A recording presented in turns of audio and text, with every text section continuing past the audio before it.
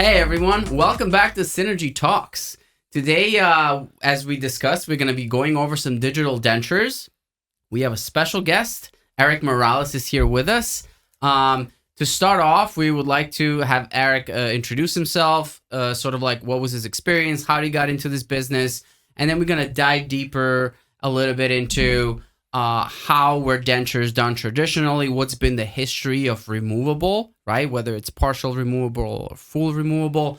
And then we're kind of going to pivot over to how we're going to take this to the next episode where we're going to actually dive deep into the fine details of how to get these cases digitized and how to basically achieve success in removable in modern times, because it is a long time since we've actually innovated on removable. It's still innovating today, right? I mean, it's a lot of laboratories every day are juggling with analog and digital, right? Do we digitize the workflow?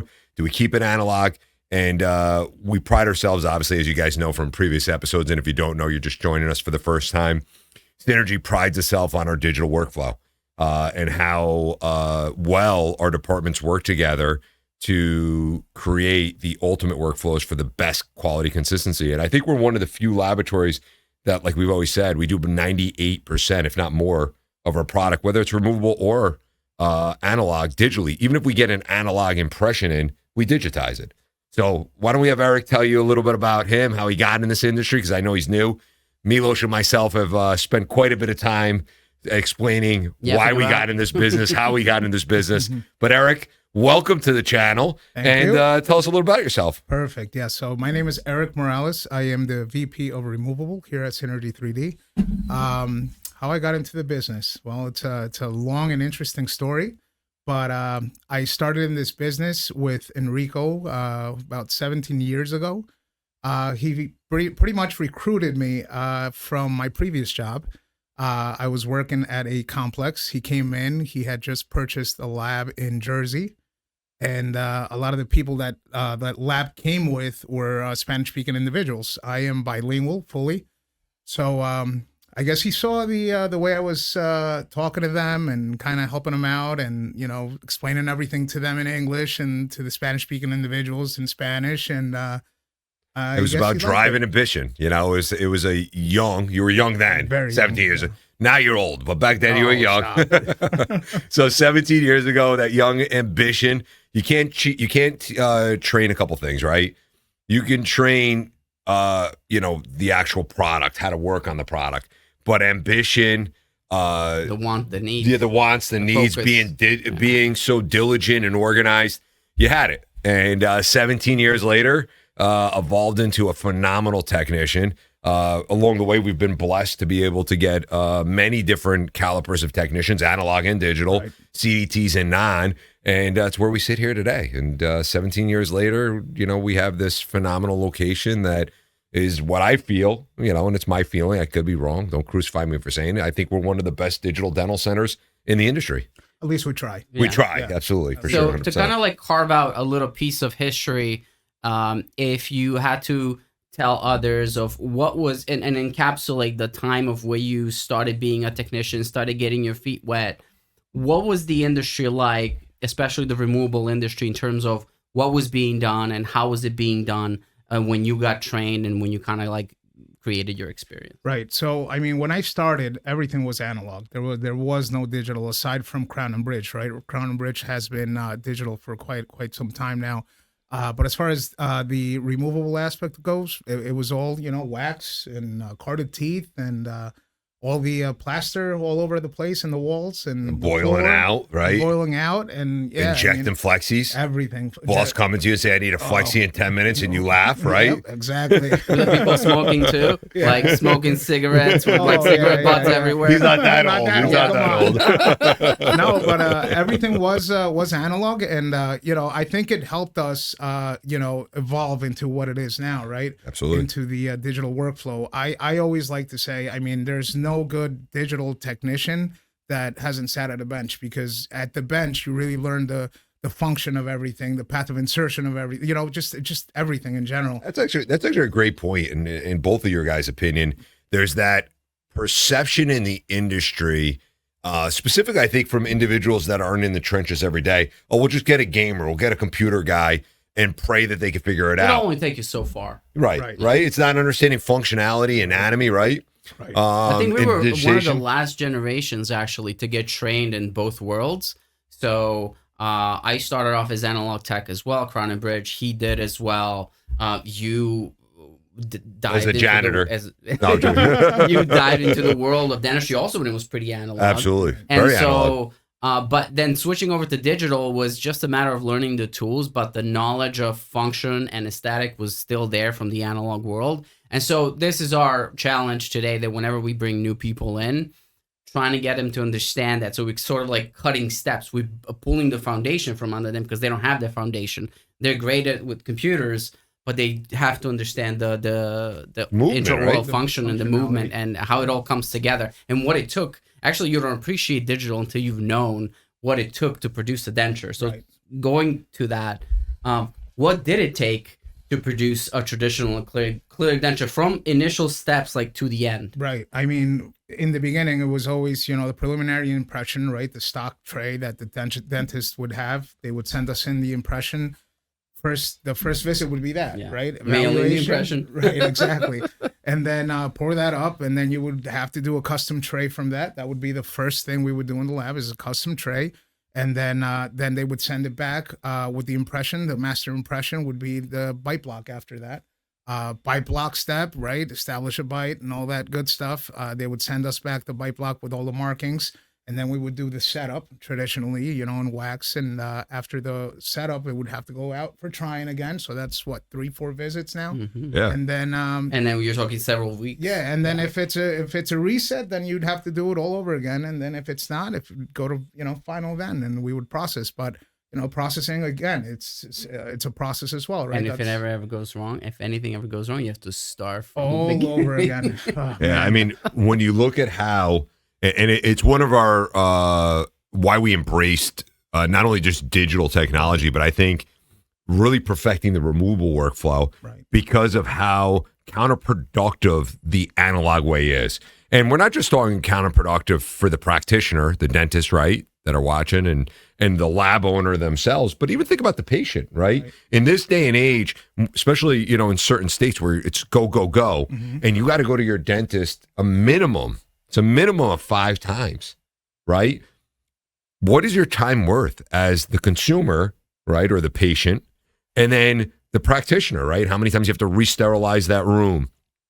What is the real margins, really calling it out on a denture for a patient? And by digitizing the denture, we've really, or the flexible, which we'll talk a little bit as well too, we've resolved a lot of issues within the industry across the board, right? So when you look at it on the patient consumer side of it, they literally can go within 2 visits and have a final prosthesis, right? So think about the convenience there. Yeah, for flexis especially. For flexis especially. When you look at the aspect of for the practitioner side, right? It's that many times he needs to prep a room, sterilize a room. The accuracy of utilizing our protocols, which we're going to go into in the next episode, really achieves the fact of a better quality fitting prosthesis, right? And then on the lab side of it, I mean, think about the headaches that you had specifically as we scaled and grown and had to train so many different steps in manufacturing and the things that could go wrong, right? Typically, we used to train, or we still train, younger generational individuals that want a career, because a lot of people, like I said, like myself, didn't know my industry existed before I got in. I think it was the same for you, Eric, correct? Right? Absolutely. So in that aspect, now we have the opportunity of not relying on the variables that occur through, whether it's waxing up, whether it's investing, devesting, boiling out, injecting, packing, no matter how you're doing your denture, fast pouring, whatever the case is, these are all steps and protocols that caused for variation, right? We talked about in the impression material. It's very similar to that. What would so for those viewers who are maybe not familiar with all the product lines that we kind of focus on and what we offer and what's out there, if you had to rank from the most difficult removable restorative, the most labor intensive to the least, like how would you rank the types of restorative? Well, I mean, Flexis are definitely by far the most labor intense. You have to have the most knowledge as far as waxing up, undercuts, path of insertions, prepping your model before you even duplicate it in order for you to do your setup. I mean, it's Flexis for me was the most challenging to learn. I think it's safe to say if we had a room of 100 technicians, removal technicians specifically, I think they would agree with you, right? Because it's not only the complexity of the amount of steps to produce it.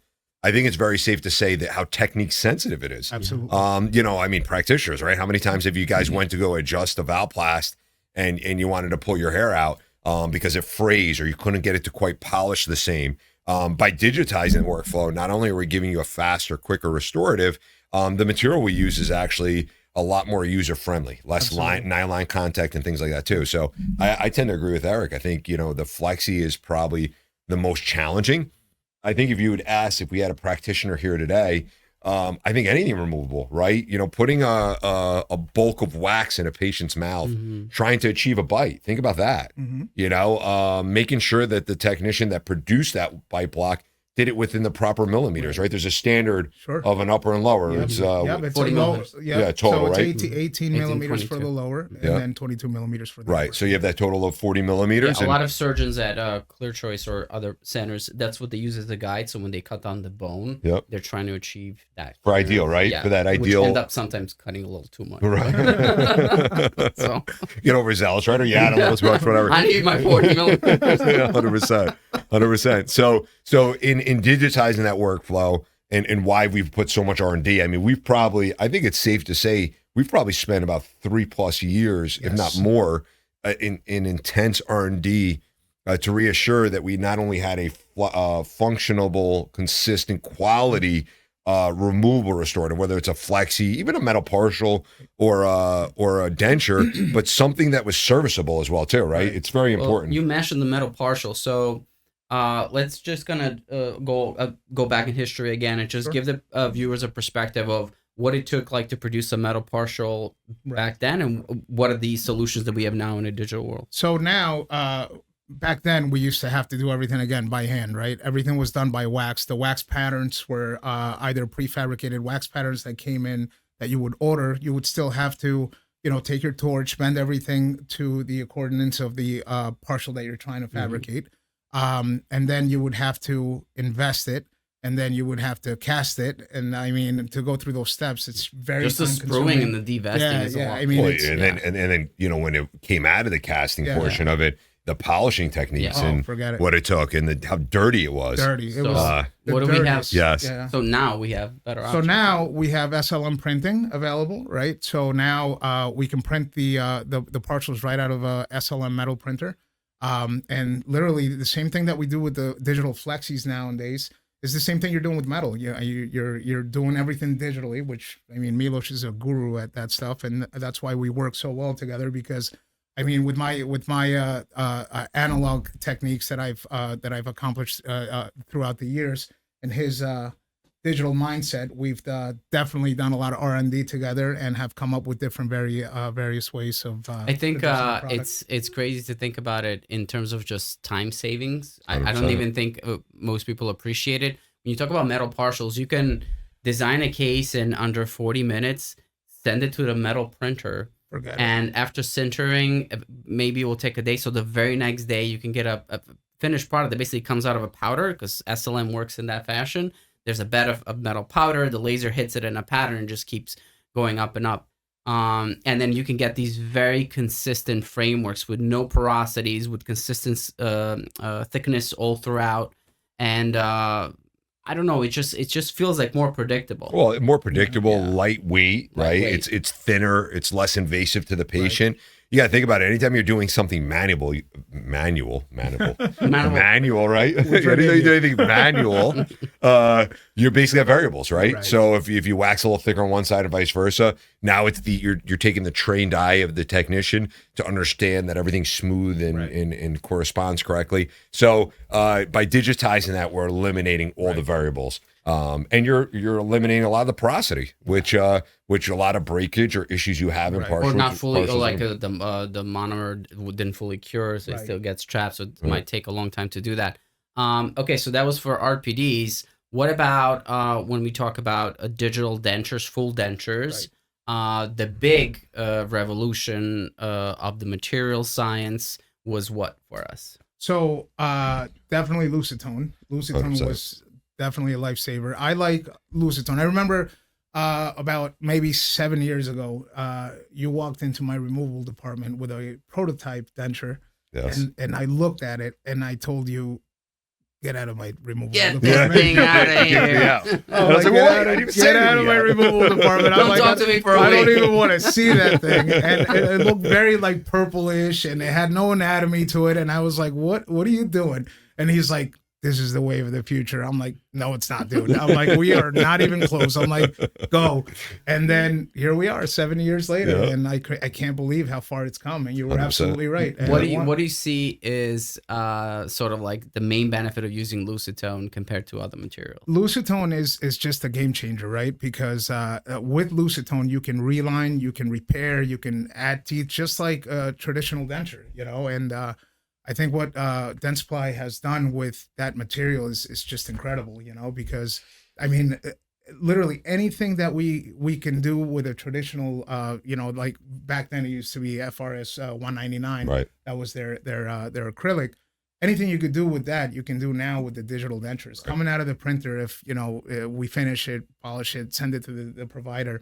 If they drop it that day and it breaks, which is extremely rigid, I doubt that's ever going to happen. But if it does, they can send it back or they can repair it themselves, just like a traditional with monomer and polymer. I think that's probably one of the most things, whether you're a practitioner or a lab owner, as you guys are getting involved more into digital, it's really, really important that if you're a practitioner and you're talking to your laboratory, doesn't have to be Synergy 3D, but you're talking to a lab that you use today, and they're trying to sell you a digital denture, in our professional opinion, if you need to service that denture any differently than you had to service your analog denture, it's not worth it. Because at the end of the day, for the next 5+ years, depending on the insurance they have, you need to be able to manage and service that denture to your patient. If you need to now change the game and remember, well, was that denture analog? Was it digital? Can I soak that denture? Can I not soak that denture? It just brings so much complexity to it. And I know labs that are using materials that are not reliable and repairable say, I'll just print you another one. Right. That's what I wanted to ask you. So since you're leading the business side or our financial side of the business, Lucitone is is the most expensive of all 3D printable resins when it comes to dentures. But why stick with it, even though it's eating into your profit margins compared to the competition? So in my opinion, and since we've created Synergy 3D, it was always my mindset is that yes, there's two different ways to run this company, right? We could look for the most affordable material in the industry that's still acceptable and move forward and be a little bit more profitable. Or we can really keep, and I think that comes more from my practice management side of it, the mindset of what does the next X amount of years look like? So for instance, when it comes to a removable denture, most insurance companies only reimburse a practitioner or a patient every 5 years for a new denture. So we needed to make a decision that if we were going to do a digital denture, we wanted to make sure for 5 years the practitioner could service that denture headache-free. So it's the main reason that although we're not as profitable on the product, we know we're giving an added value not just to our practitioner, but also to the patient that's receiving that prosthesis. So, and don't get me wrong, I'm not sitting here today saying that there's not going to be another printable material in the market that's not going to be repairable in line. As far as I know today, there's still not. It's why we stick with Dentsply. The aesthetics of the material is compatible to their processed denture. And I believe even more aesthetic because we can mill the teeth and not use pre-carded teeth. But secondary to that is it's serviceable, and that's the most important. The other two brands that approached me from other competitors all had basically an addendum attached saying, yes, you can print it, and if anything goes wrong with it, just reprint it. Right. And that it's a solution. Right. But for us, it's more manpower. It's more just something that's not reliable that the office has to rely on the lab versus something that they can just service themselves. Also, just to add to that, I mean, think about it from the patient's perspective, right? They're in the office. They get, let's say it's an immediate denture. They get their teeth extracted, right? At that point, they have a digital denture ready for them to put on. They leave. They come back. you really think they're going to want to, after, receipts and all that, you think they're going to want to wait an extra day or two for another denture? Right. Yeah. A great point. That's a great point. Think about it. I mean, with this material in the office, the provider can reline it right there and then, just like a traditional denture. You know what I mean? Nothing changes. So, yeah, exactly. So, and that's day or two. That's at our speed. Right. Most labs don't operate. They take a week. Yeah. The main thing with digital is it's supposed to make everybody's life easier. Right. So the rule of thumb, in my opinion, whether you're looking from a previous episode for an intraoral scanner, or you're thinking about digitizing to digital prosthesis, removable or fixed, if it's not making the lab's job or the practitioner's job easier, not just for the moment of receiving the product, but long term, it's probably not the right product for you, right? And that's the way we look at it across the board. And we've beta tested several different products. It's not the fact that Dentsply Lucitone gives us a better deal on it because we sell so much volume of it. It's only because of the fact that it is really right now the best product on the market, and it's why we sell it and push it religiously across the board. So it's the reason why we stick, and we'd rather make a little less margin, but no, long term we're not going to have a headache. It's the same thing when you look at, and we're going to talk about this a couple episodes down the road about implants, right? It's the same methodology we have. There is a lot of off-brand implants that are coming into the market for the surgeon side of it, but you also have to think about the longevity. Will they be here tomorrow? How do you service it long-term? It's that, yes, the initial cost might be a little cheaper, but what's your next 2 to 3 to 5 years look like? The most common thing that happens with implants is the restorative fails over time. Right. So you could have gotten an implant. We see it now with Brennemark implants. The implant could have been done 20 years ago. The implant is still solid. Right. The restorative failed on top of it. Now, how do you find the Brennemark parts? Right. So you actually, thank God that we have companies like DAS or other companies who provide third-party options that you can actually use to modernize the old implants and have parts ready to go. Because if you relied on OEMs, a lot of times it's not going to happen. They 100%. Discontinued it. So that's sort of like very important type.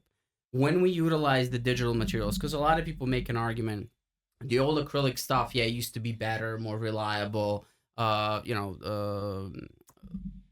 They just didn't used to break. They were easier to fix. When it comes to failure rates, what is our percentage? You might know the exact number, or how reliable are these digital materials compared to the old stuff? I think they're very reliable. I mean, right now we're doing where we stand. What do we have, like a 98% success 100%. rate? Yeah. But so when Eric's saying 98% success is within our Q&A and when we're evaluating in the facility. So our remake factor is less than 1% once it goes out of the facility, but it's about 98% success in print, finish, without touching it. Now, when you look at it, remember from one of our previous episodes as well, we talk about what's the accepted remake ratio for a laboratory. Analog laboratories have an acceptance of 4% or less. You're working in a good industry standard. That's exactly what I was looking for. When you look at quality controlling within the facility, and it's not just quality controlling that the tech worked on it. It goes to Eric. Eric QCs it, or Eric's team has a team of a QC team QCs it after the techs are done finished product. There's also that percentage of saying, well, how many of them are rejected to go back? I could tell you on an analog standpoint, whether the acrylic was finished inconsistent, whether there was porosity in the acrylic when they processed it, whether the injection wasn't fully injected fully.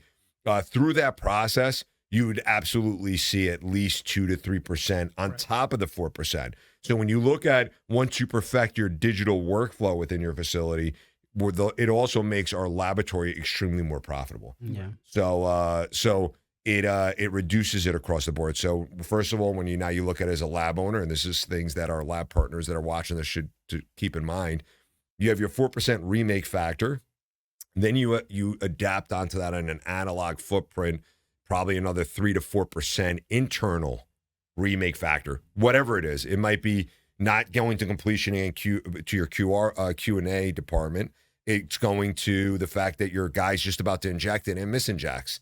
And then you have to do all that work ahead of time. So we're more profitable because we have less than a 1%, once it goes out the door, and we have less than probably 2% of what happens, whether it's a misprint or whether the sockets didn't cure properly or the teeth undermilled. So it's made us much more not only efficient but profitable across the board. There's that famous video of Dentsply or other people doing like they're running a car over a Lucitone denture. Oh, absolutely. And it doesn't break.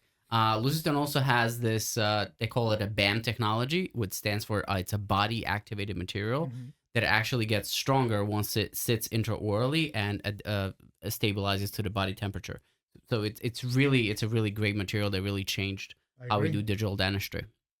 How do you want to approach this, Enrico, in terms so that the viewers can actually get a good idea of how to take this to the next step and how to really make this a reality for their practice? Yeah. So what we're going to do on our next episode is we're going to actually go through the exact steps with intraoral scanning of what you need to capture to do certain things. So like on the table here, these are some digital printed dentures. They're live cases. They're not show pieces at all. They're physical, immediate denture that came in, a regular denture that came in.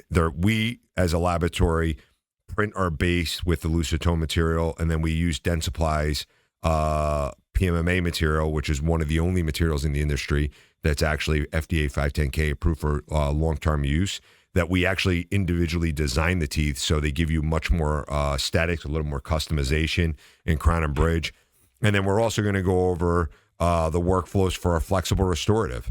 So this flexible restorative, which is really cool, this is a patient upper and lower scan. So all the doctor did was the patient came in, they were missing teeth in the upper.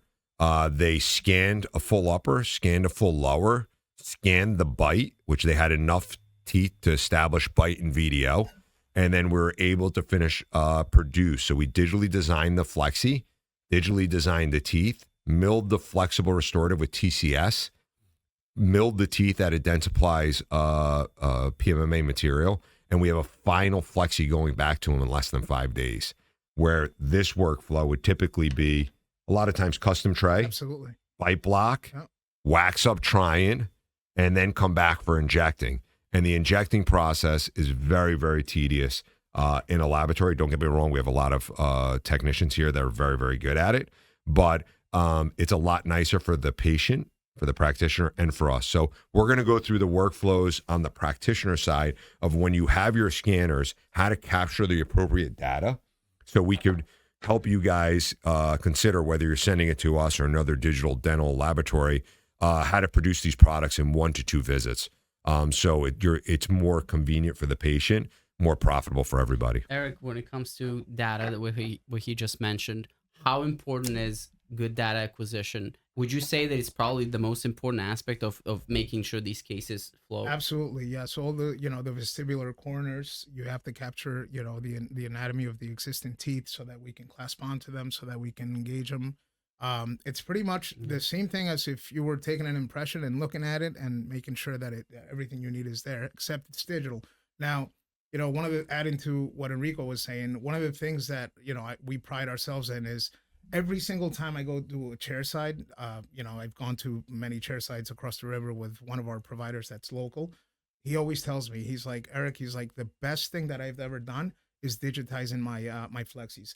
I do not get to know my patients. He's like, I only have them for 1 day and that's it. And I never see them after that unless something goes wrong. And he's using an itero for that. So I know in our last intraoral scanner seminar or blog that we did, we were talking about scanners, and after going back, we did put a little bit of concerns with the itero, but again, like we said, a 70+% of our digital restorative that does come through is itero, and we're very successful with it. So that specific practitioner across the river, who's a little more local to the facility, uses itero, and like Eric said, has phenomenal success where we've changed the game for him when it comes to flexis. I think it's safe to say, I would say it's probably 68+% practitioners, specifically GPs, want to stray away from removable previous digital technology because of how long it took, how tedious it is, how inconsistent it was.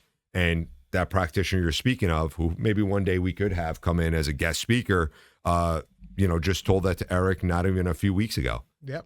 So our goal with this channel, like we said from the original, is to give you a non-biased opinion on what really works and doesn't work. Whether you utilize our facility or use another digital dental center, you get the truth of why we do what we do. And we didn't digitize just for the profit standpoint for ourselves, but to be that added value in the industry.